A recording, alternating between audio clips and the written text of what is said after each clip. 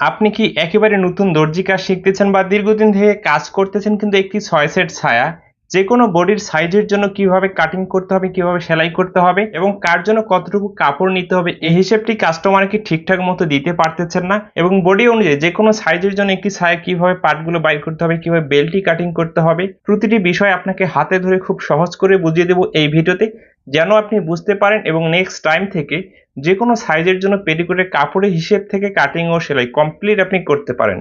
চলুন তাহলে কাটিং ও সেলাইটি করে দেখাই। আপনাকে শুধু এখানে একটি কাজ করতে হবে, এই ভিডিওটি শুরু থেকে শেষ পর্যন্ত মনোযোগ দিয়ে দেখতে হবে। চলুন, এই পেটিকোটটি তৈরি করার জন্য এখানে আমি 2 গজ 2 গিরা কাপড় নিয়েছি এবং যাদের স্বাস্থ্য বেশি, যারা অতিরিক্ত লম্বা, তাদের জন্য কতটুকু কাপড় নিতে হবে সেই বিষয়টিও আপনাকে বুঝিয়ে দেব। এখানে যে কাপড়টি নিয়েছি, কাপড়টি আমাদেরকে ওপেন করে নিতে হবে।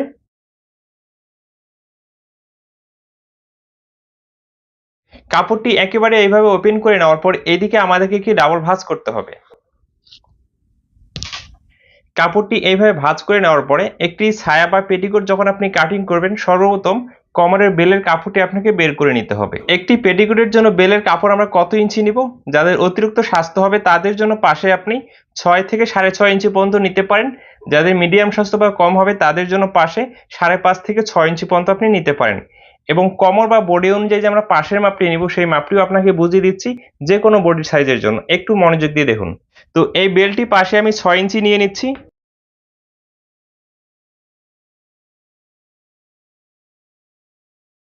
এইভাবে মার্জিনটি করে নেওয়ার পরে এই মার্জিন অনুযায়ী এখানে কাটিংটি করে নিতে হবে।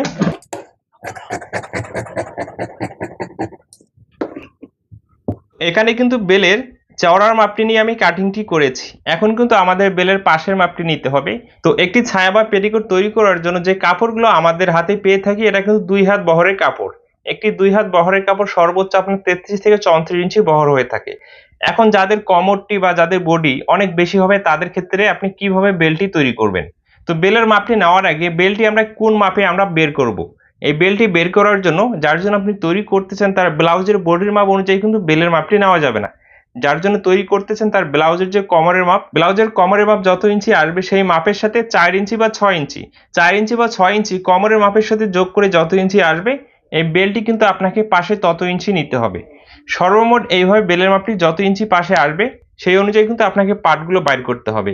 তো একটি 6 সেট ছায়া কাটিং করার এইটাই কিন্তু মূল সূত্র। এই সূত্রটি যদি আপনি শিখতে পারেন তাহলে যে কোনো সাইজের জন্য কিন্তু আপনি কাটিংটি করে নিতে পারেন। ওকে, আমি আর ভালো করে বুঝিয়ে দিচ্ছি যেন আপনি বুঝতে পারেন, কিন্তু বিষয়টি বুঝিয়ে দেওয়ার জন্য হয়তো একটু বেশি কথা বলার প্রয়োজন হবে।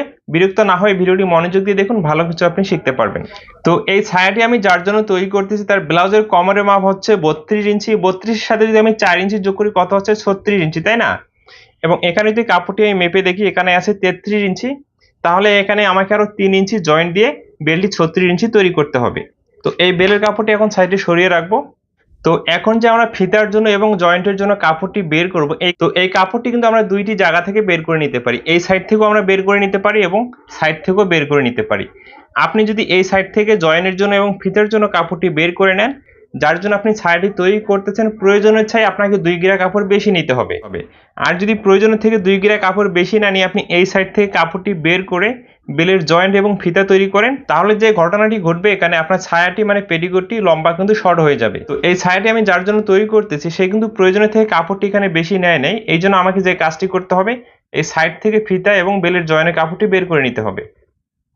এই কাপড়টি এইভাবে ওপেন করে নিতে হবে। তো কাপড়টি এভাবে ওপেন করে নেওয়ার পরে দুইটি মাথা একখানে করে এখানে একটি ডাবল ভাঁজ করতে হবে। তো এইভাবে ডাবল ভাঁজ করে নেওয়ার পরে এই সাইডে আমি 2 ইঞ্চি করে কাপড় বের করে নিচ্ছি। এইভাবে 2 ইঞ্চি কাপড় মার্জিন করে বরাবর কাটিং করে নিতে হবে।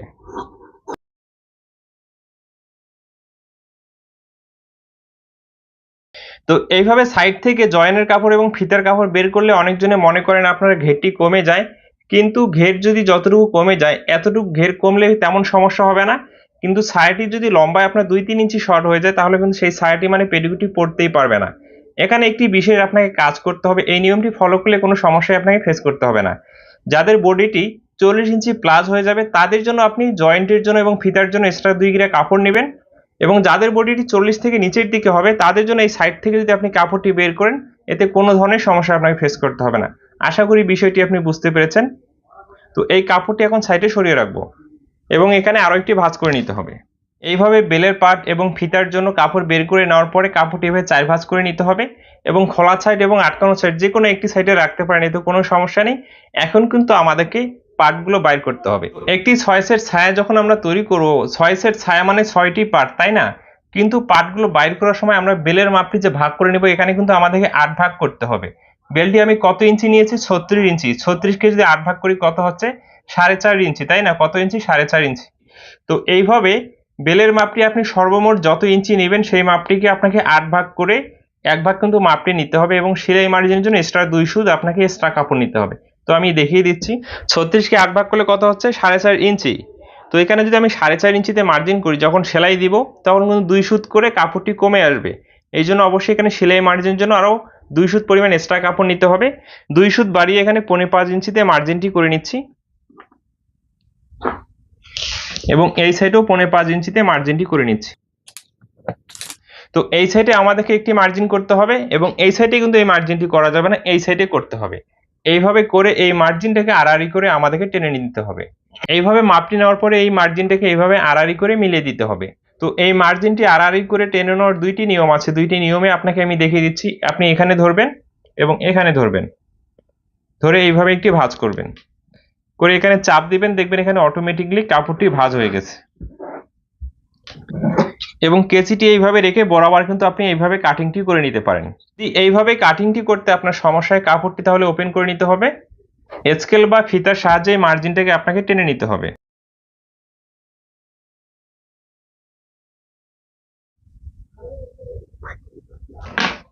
এইভাবে মার্জিনটি করে নেওয়া কমপ্লিট হয়ে গেলে এই মার্জিন অনুযায়ী কাটিংটি করে নিতে হবে।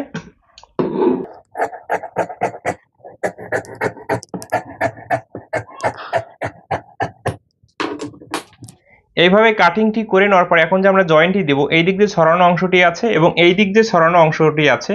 এই দুইটি সাইডে কিন্তু একদিকে জয়েন্ট হবে এবং এইদিকে চাপানো অংশ এবং এইদিকে চাপানো অংশ, এই দুইটি সাইড কিন্তু আমাদের কোমরের দিকে থাকবে।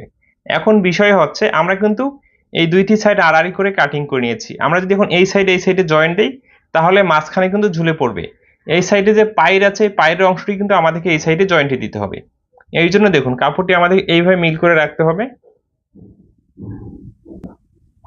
যেহেতু এই দুইটি সাইড আমরা এইদিকে জয়েন্ট দিব, এইভাবে মিল করে রাখার পরে যে ব্যতিক্রম অংশগুলো আছে দেখবেন এই অংশগুলো আমাদেরকে সোজা করে কাটিং করে নিতে হবে।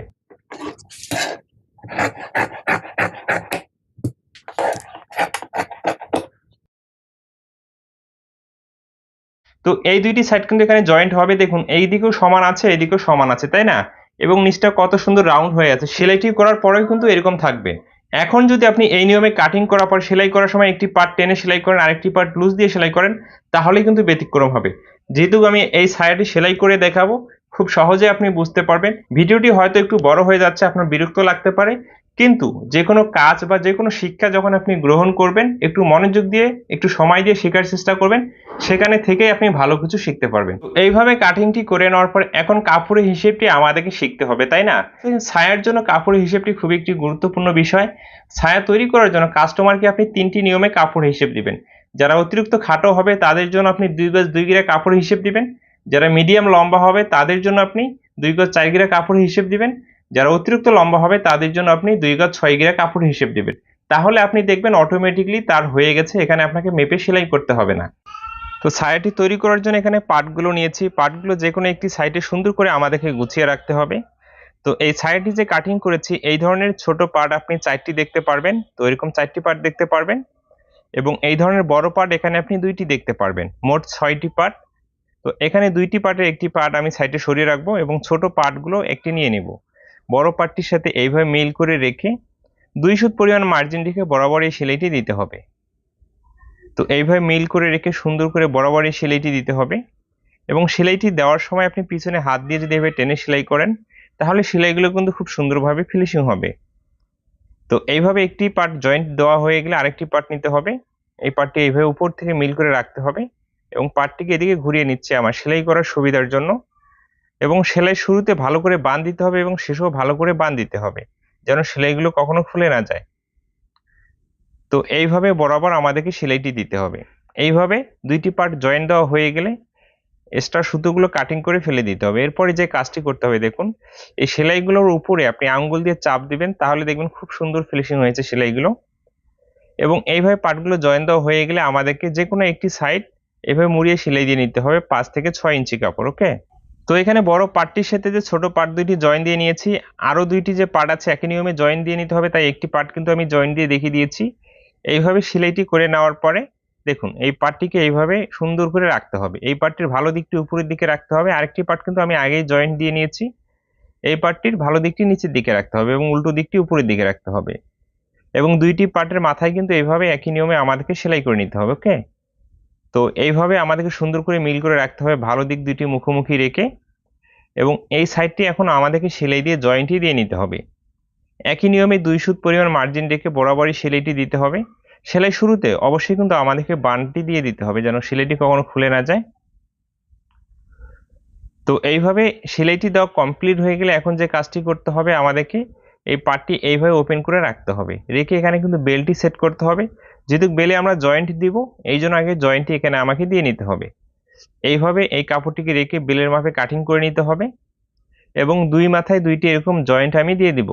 1 ফিট মার্জিন রেখে বরাবর এভাবে সেলাইটি দিতে হবে এবং এই সাইডেও একই নিয়মে আরেকটি পার্ট জয়েন্টই দিয়ে নিতে হবে। এইভাবে জয়েন্টটি দিয়ে কিন্তু আপনার কোমরের মাপ অনুযায়ী আপনাকে এই বেল্টটি তৈরি করতে হবে। ওকে, এরপরে যে কোনো একটি সাইড এইভাবে 2 সুত পরিমাণ কাপড় আঙ্গুল দিয়ে ভাঁজ করে নিতে হবে।